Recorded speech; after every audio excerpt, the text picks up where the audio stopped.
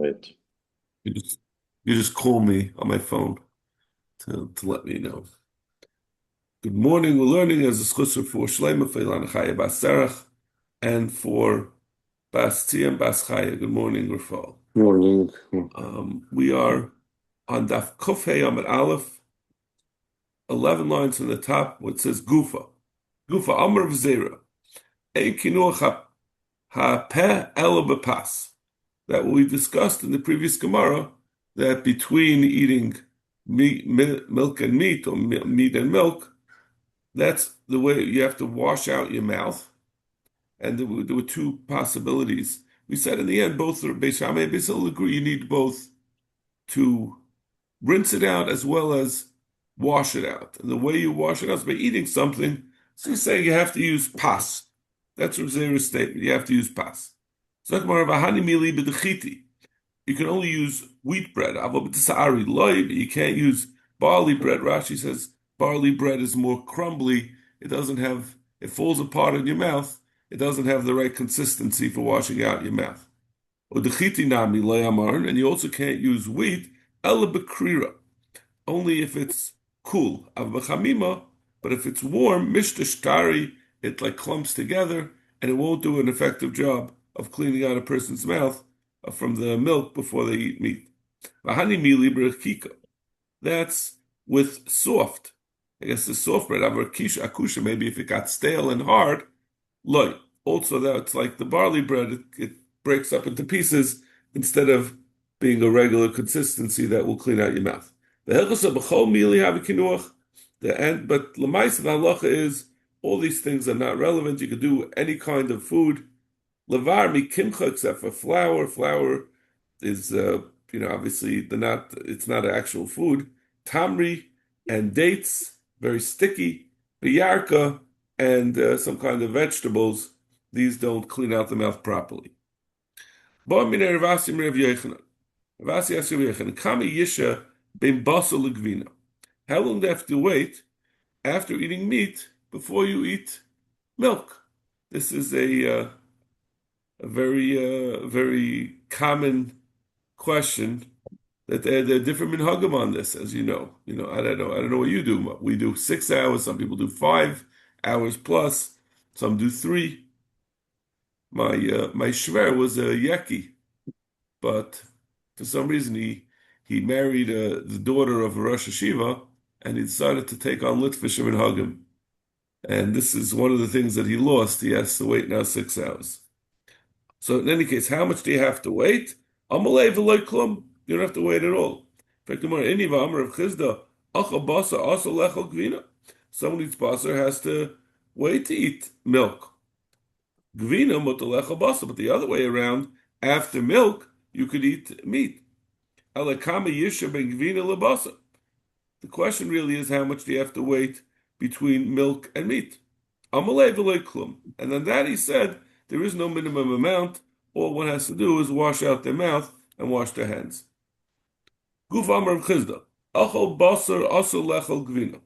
This statement of Rav Chizda that after eating basar you can't eat milk. Gvina mutter lechol basar, but the other way around it's mutter. Amalei Rav Acha bar Yisrael Rav Chizda basar shebein shinayim ma'u. If someone ate basar, we said you have to wait to eat gvina. Whatever that shear is, do you have to include if there's meat caught inside of your teeth? Is that considered basar that you start the clock from when that is taken out? He said about this, the pasuk says the basar is still between his teeth. You see that what's caught in someone's teeth is still called basar. Amar Ma'ukfa, Anolaha Milsa Chala Bachama Legabi Yava. He said, my hanhaga legabi this din of waiting between meat and milk, I am like vinegar, the son of wine. Means I'm like vinegar. My father's like wine. My father had a much stronger hanhaga than I did. The ilu abba ki ava achel bisra inna levachel gvina ad lemachar ad kihashta. He would wait me'es leis. If he ate basar one day, at 1 o'clock, he'd wait till 1 o'clock the next day before eating milk. Do you imagine the coffee withdrawal that he must have had? He'd have like coffee. He'd be very be looking forward to the 9 days, and he could eat milchiks the whole 9 days. But otherwise, he didn't have very many opportunities to eat milchiks. I know, but I don't eat by one. If I eat by one meal, I wait till the next meal. I'm a shmuel. I know I am also, once we're saying about how someone is worse than his father in a certain hanaga, he said, I was worse than my father in this hanaga. Dilu Abba have a sayanach said, Treis mani biyuma. My father would check his possessions, he would check on his workers twice a day. And I only check once a day. Seems like there's some moral value in a person being careful about his belongings, about his business. A person is supposed to attend to his business. It's being listed as a strength of his father connected him, of Shmuel. Shmuel Taimei, Shmuel's going l'shitasu, Amar Shmuel man desai nifse koyuma mishkachat astira. Whoever checks his possessions, his business every day, he'll find a coin. Abaya have a sar nifse kol yuma v'yuma. He would check his business every day. Yumachad Pagav Arisa the Dori Pascha Doifi. He found his sharecropper that he was schlepping away some wood, that the sharecropper was not entitled to take wood. He was stealing it. Amalei Hani Lehecha. He asked him, "Where are you going with the wood?" Amalei Lechimar Lebeimar. I'm bringing it to your house. He lied. He said he claimed he was taking it to the owner. Really, he was stealing it. Amalei Krakabnucha Rabbanon. He said to him, the Rabbanon already were on to you. They told us we should check our businesses, and now that's I caught you and I know what you're up to. Rav Asi have a sign of say Kol Yuma. Rav Asi also would check his business every day. Amar Heicheninu Kol Ani Ister. He said, I'm checking. I'm wasting my time to do what the Rabbanon say, and I haven't made any money from it. Seems to be wasting my time. Hani. Where are all these coins that Shmuel said I'm going to get? He saw there was a pipe that had burst, and he took off his cloak and he stuffed it into the hole so that his field shouldn't get flooded. Ramakala, he started to yell also in Sakrua, and people came and fixed the pipe. Ashkechenu l'kula history de Shmuel.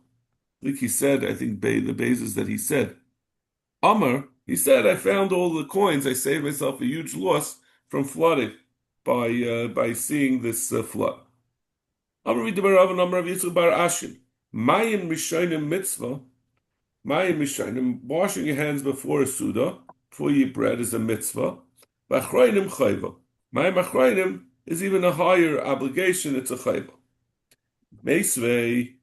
We'll see soon where the Mayim Achroinim come from in the next plot. We're going to see where Mayim Rishonim comes from. Mayim Rishonim is Takah. They're both Takanos Chacham. Basically, Mayim Rishonim Achroinim Chayva. Emtsoyim Rishus. We have another brisa that says that Mayim Rishonim and Achroinim are both a Chayva. Not that just the Achroinim are a Chayva and the first one is a mitzvah. We're saying that they're both the same level of obligation. That they're both Chayva. And the middle one is just a rishus during the meal. So Gemara, mitzvah l'gabi rishus chayva karila. Ein echanami, mayim achronim are more obligatory than rishonim. But since we were comparing them to the water that people would wash during the meal, that's really a rishus. So therefore, l'gabi those two, both of them are called a chayva. Gufa, mayim rishonim achronim chayva, emtsoyim rishus. Rishonim noitlim bein bekli bein agabe karka.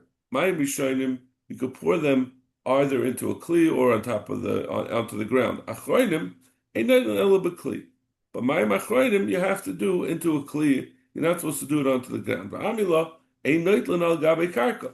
Some say they have to do it into a kli, and some say you shouldn't do it onto the karka. My beinaya, what's the difference between them? Ike beinaya kinsa. Difference is if the ground is covered with wood chips, so it's not mamish karka, So if you say the din is that it must be in a kli, so this is also not good. But if you say that the din is just you can't do it on gabi karka, this is not a gabi karka, and it's not a problem. Mayim mishonim noitlin bein b'cham and bein b'tzoynim. This Tana says that mayim mishonim could be whether in hot water or with cold water. Achroinim ain't nothing a bit b'tzoynim. You can only use cold water. Hot water, after when a person eats, he gets different food substances on his hands, and the hot water will heat up his hands, and it won't remove the bad taste or the zuama. I don't know how to touch the word. It's the I guess the what is it? To me, it's like a mist, like a dirty steam. It doesn't take it off. Mayim Rishonim noitlin bein b'chamin bein b'tzaynim. He said Mayim Rishonim can be washed whether with hot water or with cold water. That which we say that Mayim Rishonim can be whether with hot water or with cold water. That's only goes so far. Hot water just means that it's warm. But if it's yad seledis, if it's so hot that a person's head will burn from it, then you can't do mayim rishonim. I guess because Rashi says, "Batlu v'nishnu mitayrus mayim." It loses its status as water. That's his shita. Some say this thing that we said that you can't use mayim shayad seledis ben is only in the mayim achroinim. Achroinim ain't noitlin ela b'tzayin nav b'chamin loy. Rav Yisrael bar Yosef, Rav Yani l'shol shayad seledis. That you said you can't do mayim achroinim without water. That just means that yad seledis because it doesn't have a din of mayim. Aval ena yad seledis ben noitlin. But if it's not yad seledis ben, then you can do it. B'chlal du rishonim av b'shayad seledis ben mutter. But you see from that the mayim rishonim, even though the yad seledis is yad seledis behem, it's mutter. It's hard to understand if you say that the water, the problem with yad seledis is that it's not considered water, why mayim rishonim are allowed. But I guess if it's takonos chachamim, doesn't actually have to do with washing anything. Mayim achronim is to remove the zuama or to remove something from your hands.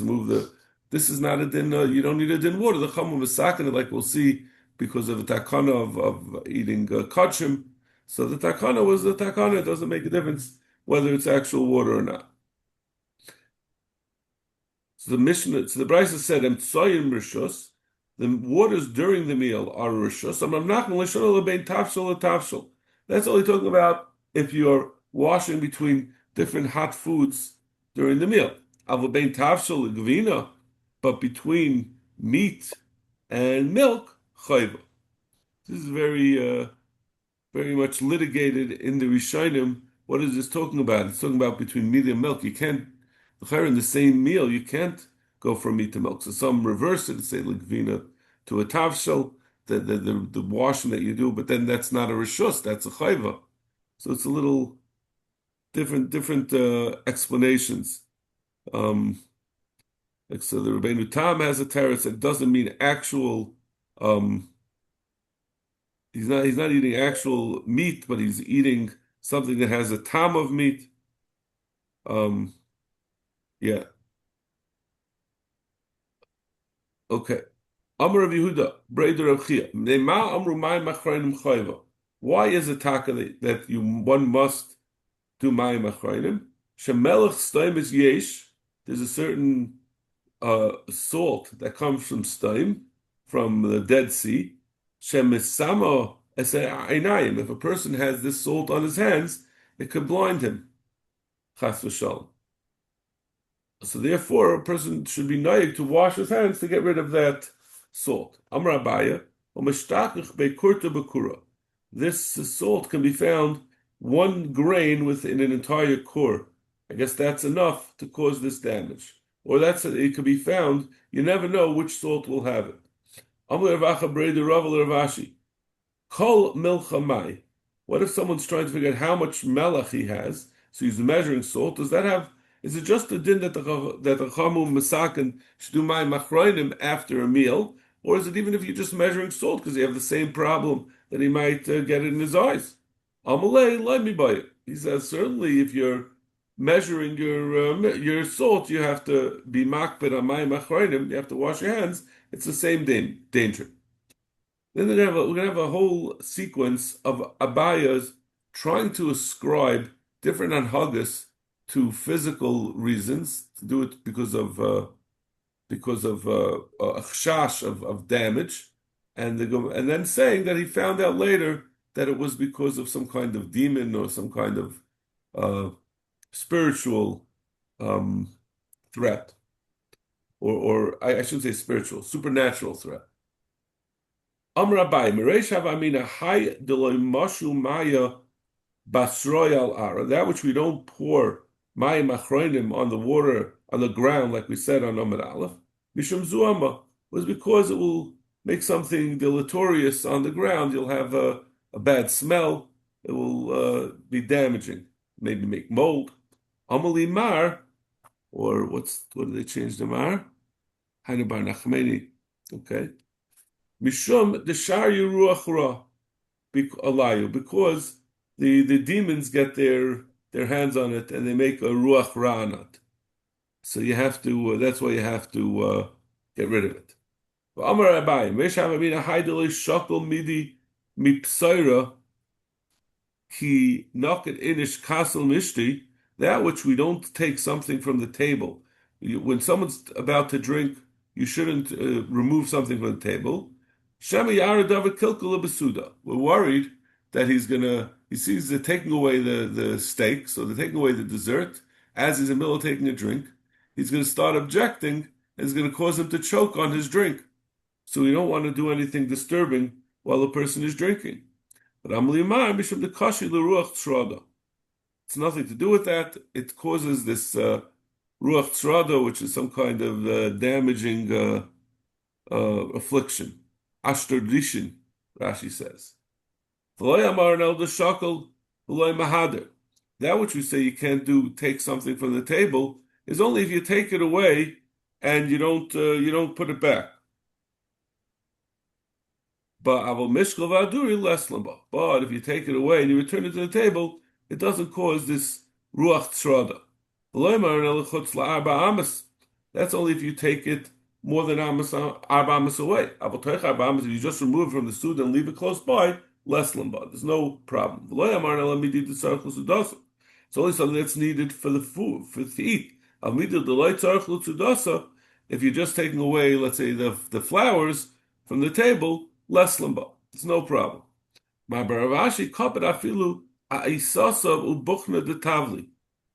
He would be makbid not even to take away the grinder for the spices. He said that's something that's needed for the suda.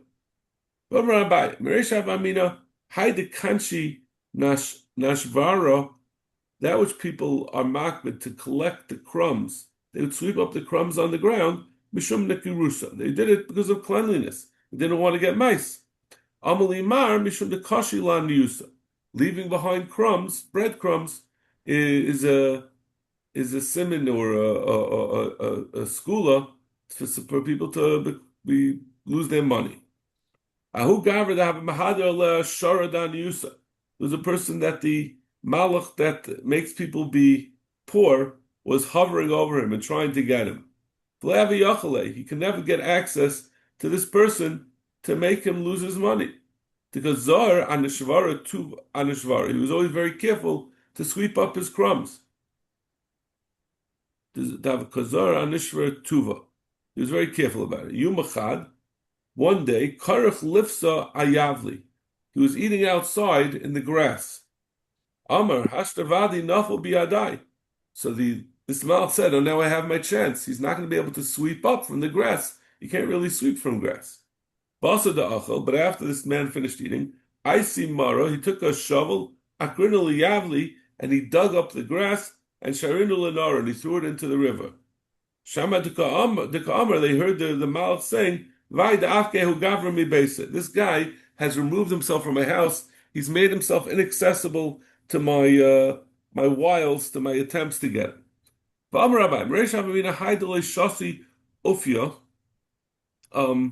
that which we don't drink, the foam on top of a drink, of a mashka, Mishum Misusas, because it's unpleasant. Amalima Mishum the Kashi Karsim. It can cause this affliction called karsim. Mishta kasha lekarsim. If he and what's the, what's the situation? If someone drinks it, it causes this karsim. Minfach bay, if he blows it off, kasha leresha. It's bad for his head. It could cause him to have a headache. Medchaya, if he pushes it to the side with his hand, kasha laniusa, will cause him to import. So my takante, what is this person supposed to do if there's foam on the top of a drink? He can't drink it. He can't push it off. He can't blow it off. So well, lishkaya shakuya. Um, he should wait for it to get absorbed. Have some patience. Eventually, the foam will dissipate. I mean, is this like some sort of a superstition? All these Sounds things? like superstition. Yes, that sounds like a black cat crossing the road.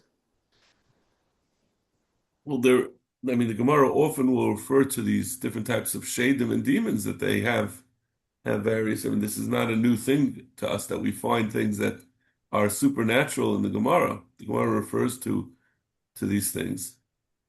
You know, we don't have them quantified, but we believe that they exist. We just, often that these are not halachas that one must follow.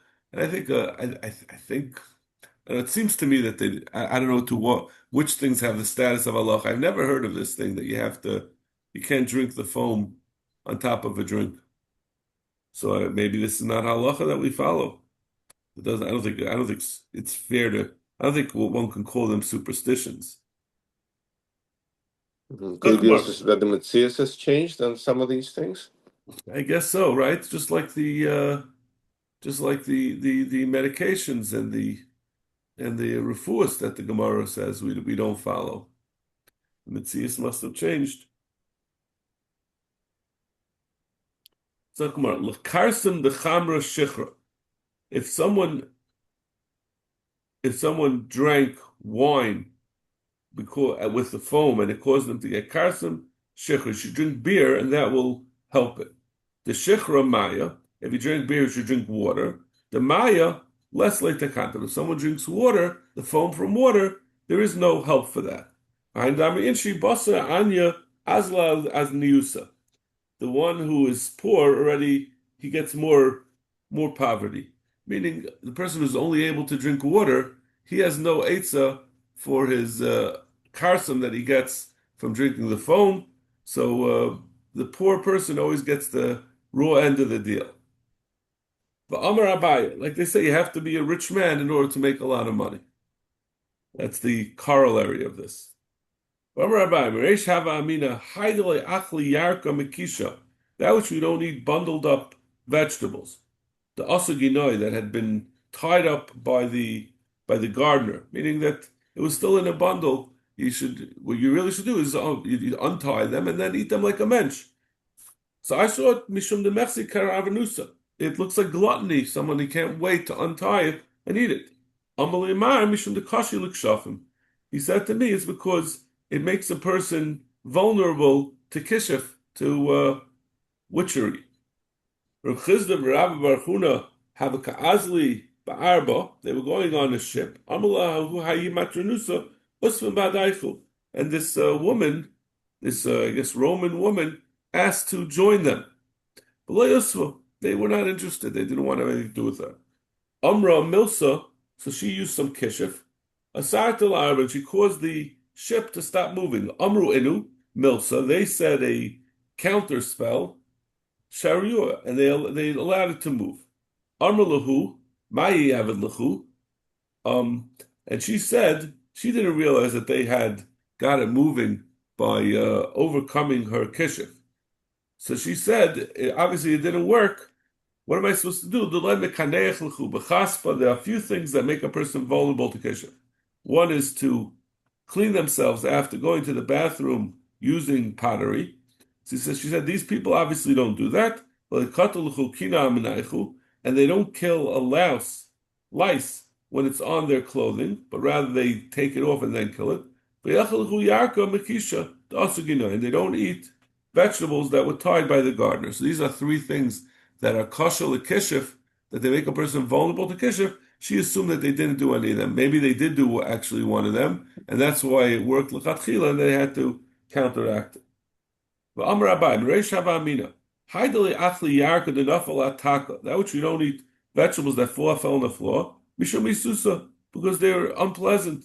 Amli mar, but I was told mishum the kashal reich hapeh. It causes a person to have bad breath. This is unusual. This is not. This doesn't seem to be a spiritual, a supernatural rather than a physical problem. But maybe reich hapeh is they were assuming it comes from some kind of demon.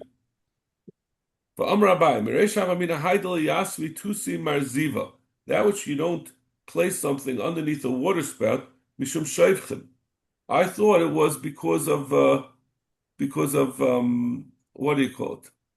Because there was bad water that was collected on top. People used to use the roofs, and then their wastewater would go into those pipes. So you shouldn't go under them because it's disgusting. But I was told it's more than that. Mishum deshchichim azikin, because the demons get into that water. Hani shakuloi, there were these guys who schlepped stuff for a living, these movers. They were carrying barrels of wine. They needed to take a break. And they placed it down in the Surabim underneath the drain pipe. Paka, and the barrels burst.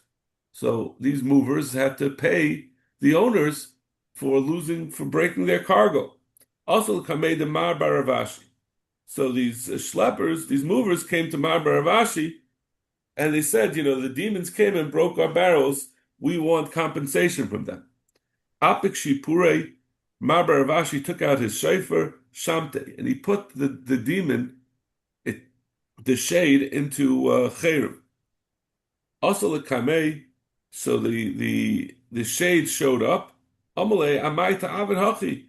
He asked them, "Why did you break these barrels?" Amalei heichi avid ki usvei beinoi. What am I supposed to do? They placed it under the drain pipe, and that's my job to break them.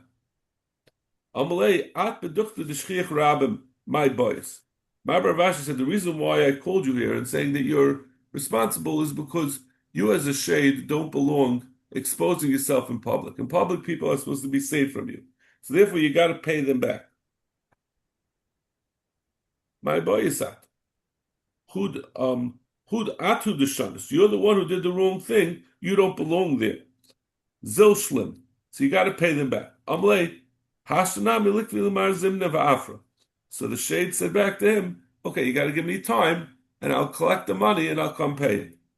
Kavale Zimna, he gave him a time. Kimata Zimna, when the time was up, Yaakov, the shade did not show up with the money. Kiasa, when the shade finally showed up, Amalei, Amali Asas Bizmanich, he said, "Why did you come on time?" Amalei, Kol Mili, that Sayer, V'chasim, anything that's bundled and sealed, V'kayel, Umani, or that is measured or counted, Leslan Rishusa Mishkomine. A shade has no access to it. We can only take things that are hefker. So, you gave me a certain amount of time, but I wasn't able to collect enough from hefker. We're very restricted in what we can take. V'amar Abaya, it's interesting to me that Mabar Avashi knew that this shade was not going to be employed in a gainful business. He was just going to go take from someone else. Mabar Avashi said, you got to take from people that you're allowed to take from. You have to find someone that is not in the Rosh Hashanah. That's where you're allowed to operate. If the guy's doing the right thing, you're not allowed to take from him, and you got to pay back, you're going to take from someone else. That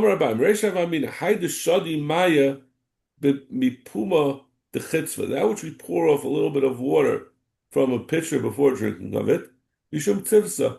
I thought it was because of splinters. We want to get rid of the splinters that were floating on top. Amalimar, Mishum Deika Mayim Haroim. I was told it's because of these mayim that sometimes the shadim would drink from it, and then if you get that in your mouth, it will harm you. Ahu bar sheda, the Havabei Rapapa seems to have had the shade that worked for him. Azul asuya mayim minara, and he sent the shade to get him water from the river, Yaakov, and the shade took him a while to come back. He also amalei amayi Yaakov. What took you so long? Amalahu adachavi mayim haroyim. I had to wait until the mayim royim, some other shadim, some other mazikim had drank from it, and I was waiting for the river, the current, to take it away. Adahari chaznu. But then the shade that worked for a papa saw that they anyway poured off some of the water from the pitcher. If I know that this was your standard procedure, that you always pour off some of the water, I wouldn't have been late. I wouldn't have had to wait. I could have even gotten the water with the mayim roim inside of it, because I know you are careful with everything that you drink to pour off. If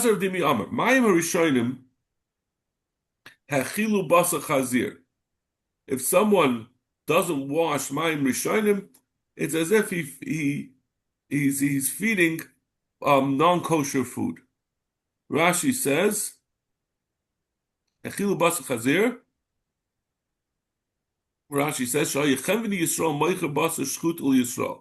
was a Jewish merchant who was selling kosher food to Yisraelim, he would feed him nevelos, which he means really basa chazir, non-kosher food. A yid came and he didn't wash his hands because he wasn't recognizable as a Jew because he didn't do mayim rishonim. So he was fed. He came into the restaurant. They gave him from the non-kosher menu. Achroinim, which is Rashi says from in Yuma, with this fellow that what was the case that these Amoraim stayed by a hotel, and they gave their money to be watched by this guy Kedar, who Rashi says he was the person there in charge. And after Shabbos, he didn't want to give back the money. So what the Chacham did was they went to his wife and they told her, they saw that he hadn't washed mayim achrayim, and he had some still leftovers from the food on him. They saw that he had some adoshim. So they said to his wife, your husband told us to give us the money, and we have a simon that in the last meal you ate adoshim. So that's the way they were able to prove to her that they were trustworthy. But it was, he was really trying to steal their money, and afterwards he got very mad at his wife for giving them the money. So he divorced her. He sent her away. So that's the downside of not doing mayim achrayim. He had versions of the story that it wasn't basa chazir, it was basa nevela, and the achrayim, and the second case of Kedar, he didn't just send away his wife, but he killed her. Avdimi came and kicked her out, and Ravin said that she was killed. He had both of the versions, the Muhammadic one. First of all, he was talking about basa chazir, like the first thing, and that the husband killed his wife, like the second version. Okay, we'll stop over here.